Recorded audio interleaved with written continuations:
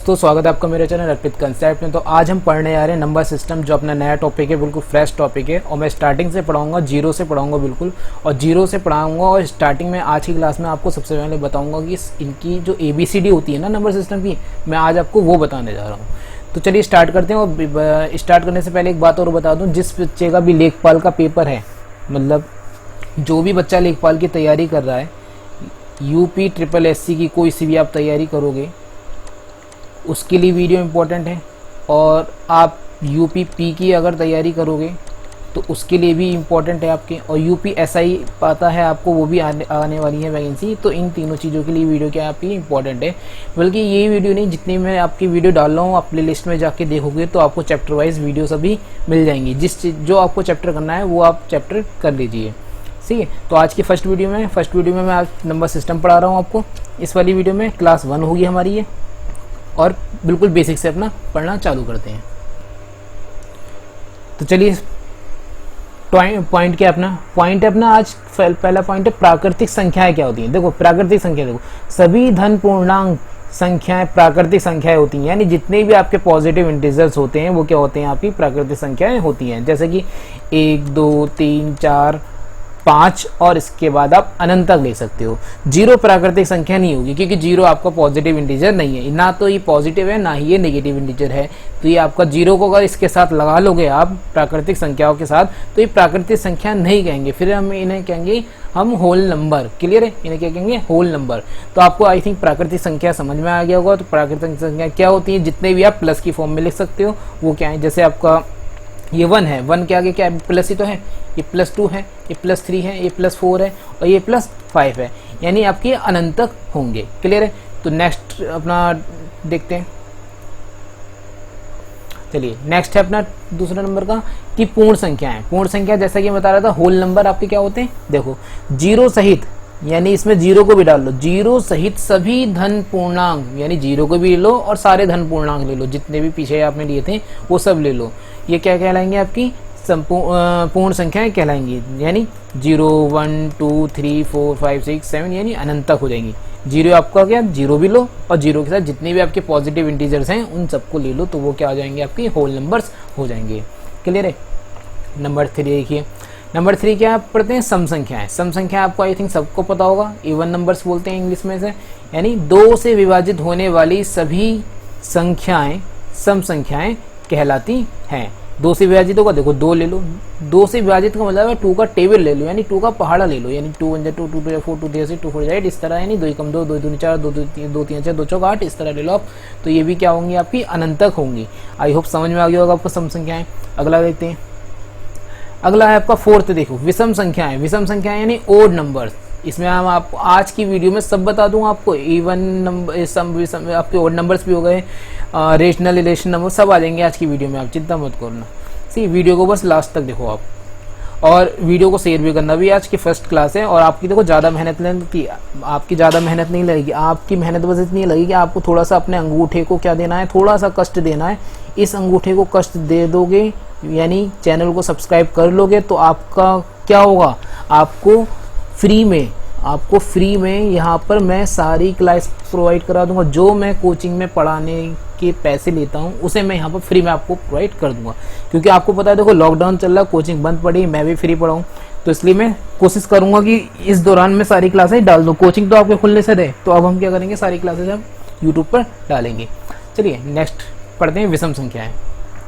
विषम संख्याएं क्या होती है भाई, विषम संख्या जो संख्याएं 2 से विभाजित नहीं होती हैं, जो संख्याएं 2 से विभाजित नहीं होती हैं वो क्या होती हैं, आपकी विषम संख्या होती हैं। यानी आप 2 से तो भाई 1 भी होगा, 2 से 1 जो है 2 से विभाजित नहीं होता, यानी ये भी लेना पड़ेगा। 2 हो जाएगा, 2 को छोड़ दो, 3 हो गया आपका, 5 हो गया, 7 हो गया।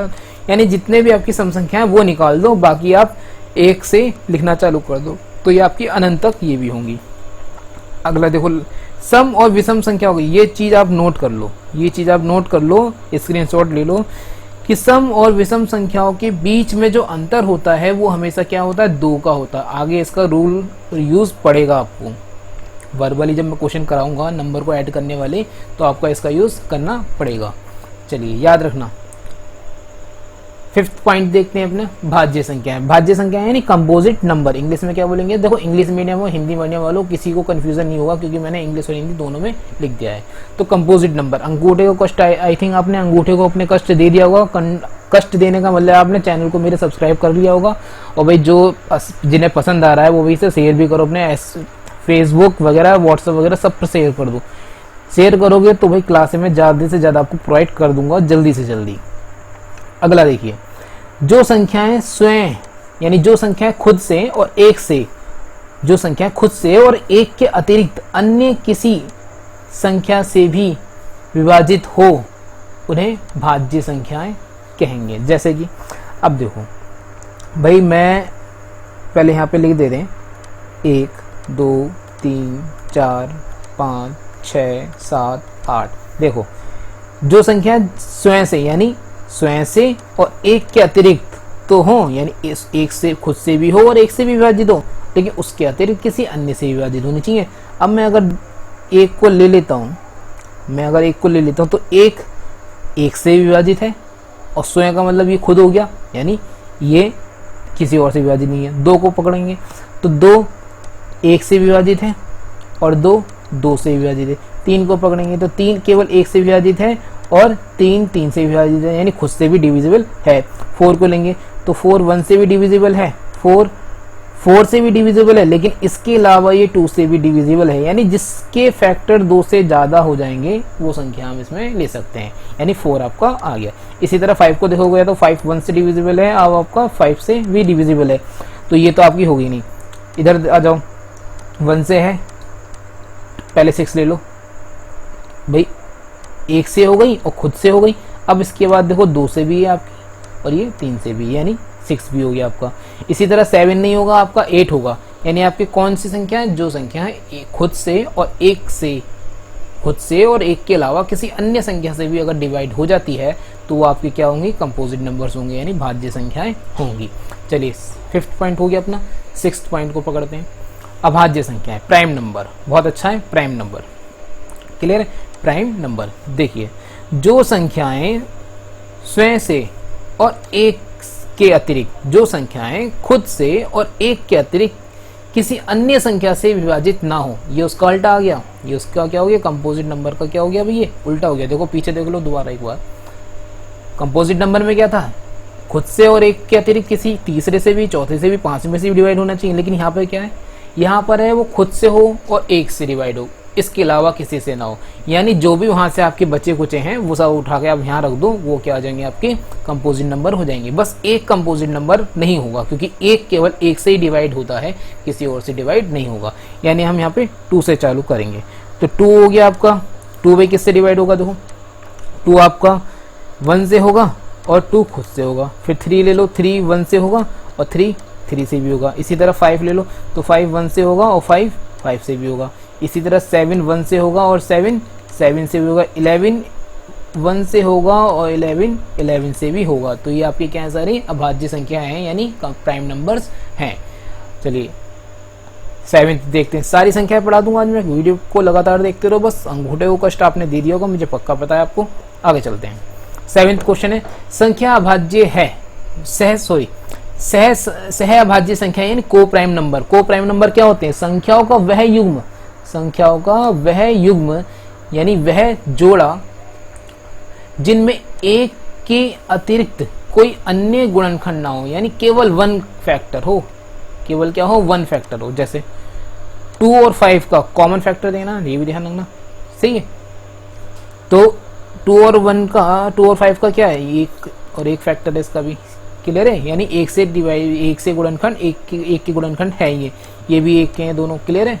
एक से ज्यादा किसी के नहीं होनी चाहिए, ये भी मतलब संख्याओं का वह युग जिसमें एक के अतिरिक्त कोई अन्य गुणनखंड ना हो, केवल 1 फैक्टर हो, कोई और तीसरा फैक्टर हो ही ना इसमें, क्लियर है। तो ये आपकी संख्या क्या हो जाएंगी, आपकी कोप्राइम संख्याएं हो जाएंगी। चलिए आगे बढ़ते हैं। बस भाई आज की स्लाइड का ये लास्ट टॉपिक है, और इस लास्ट टॉपिक को ये ध्यान से समझ लेना जरा, बहुत इंपॉर्टेंट है आपके लिए। चलिए, और बहुत ज़्यादा प्रॉब्लम करता है बच्चों को, खास करके अगर टेट का, अगर आप जो भी बच्चा टेट का पेपर देता है, टेट सी टेट वगैरह जो भी बच्चा देता है उसके लिए तो बहुत ज़्यादा इंपॉर्टेंट है, क्योंकि इस तरह के क्वेश्चन अक्सर छोटे एग्जामों में पूछ लिए जाते हैं। क्लियर है। तो अब देखते हैं परिमेय संख्याएं यानी रेशनल नंबर देखते हैं। तो चलिए पढ़ते हैं परिमेय संख्या। परिमेय संख्या है रेशनल नंबर। देखो नाम से ही कंफर्म हो रहा होगा, रेशनल नंबर। रेशनल नंबर का मतलब है जो रेशियो की फॉर्म में लिखी जा सकती है संख्या। जो संख्या है आपकी रेशनल नंबर है, रेशियो की फॉर्म में लिखी जा सकती है, उन्हें क्या बोलेंगे? परिमेय संख्या बोलेंगे। जैसे रेशियो का मतलब है 2:1।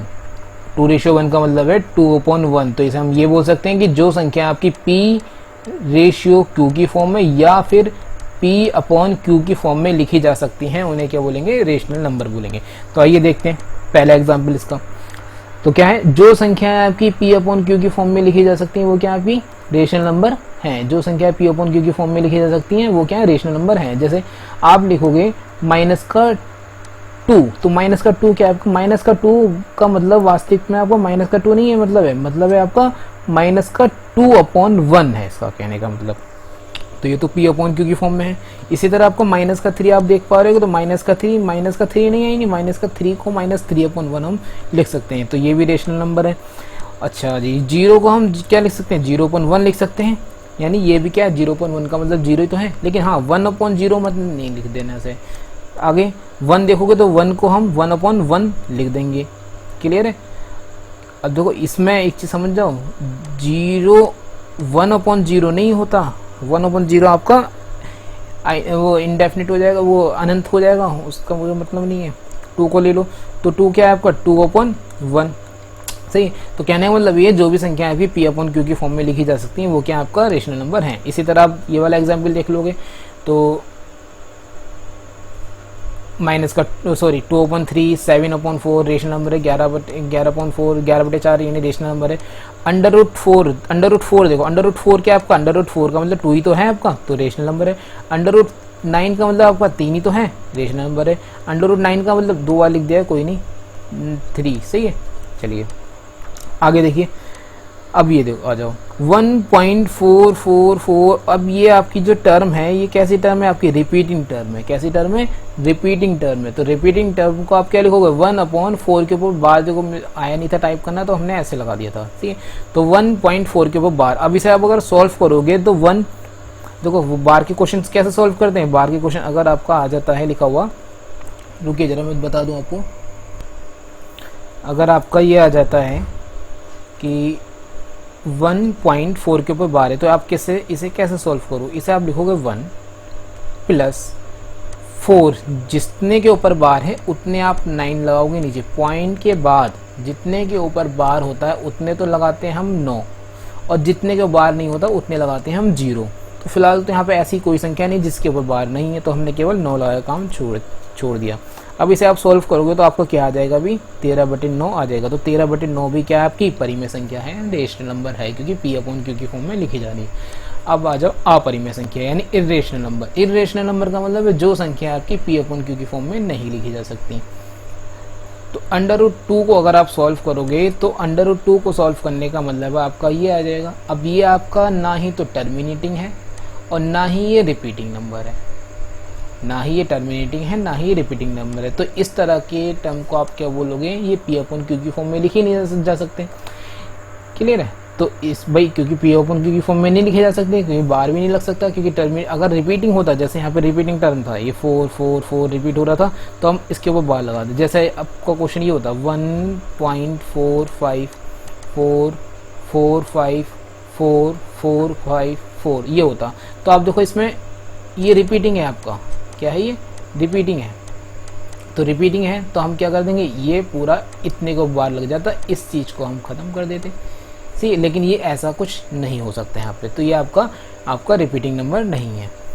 इसी तरह √3 को सॉल्व करोगे तो इसका भी आपका इसी तरह कुछ आएगा। अगला आता है पाई। पाई कैसा नंबर है भाई? पाई को अगर आप सॉल्व करोगे तो पाई की जो वैल्यू आती है वो क्या आती है भाई? आपकी ये आती है। पाई की वैल्यू क्या होती है? ये होती है। और ये भी क्या है आपका? पाई क्या है भाई? इसका मतलब हम कह सकते हैं कि पाई क्या आपका रेशनल नंबर है। लेकिन पाई की वैल्यू जो हम 22/7 लिखते हैं वो क्या है? पाई की वैल्यू 22/7 तो P/Q की फॉर्म में, तो P/Q की फॉर्म में तो ये तो भाई आपका क्या हो गया? परिमेय संख्या हो गई।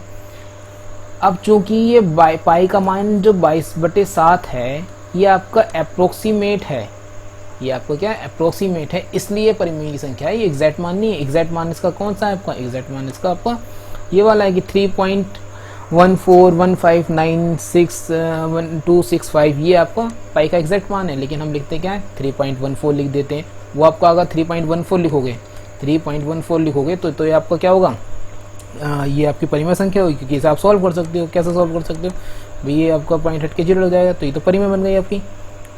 कैसे बन गई, परिमेय बन गई।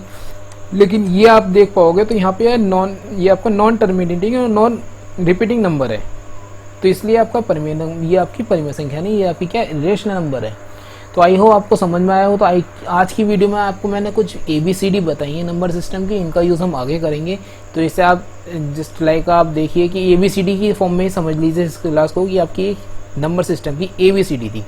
अब अगली क्लास में मैं आपको बुक के क्वेश्चन कराऊंगा, और बुक आप मुझे बता भी दो कि आप कौन सी बुक करना चाहते हो, नीचे कमेंट बॉक्स में बता देना। अदरवाइज आपको प्लेलिस्ट में जाके देखोगे तो SD यादव को तो मैं कम्प्लीटली सॉल्व करा रहा हूँ, और उसके साथ में आपके प्रीवियस ईयर के क्वेश्चन, जैसे आप अगर SSC की तैयारी कर रहे हो तो SSC के प्रीवियस ईयर के क्वेश्चन आपको मिल जाएंगे।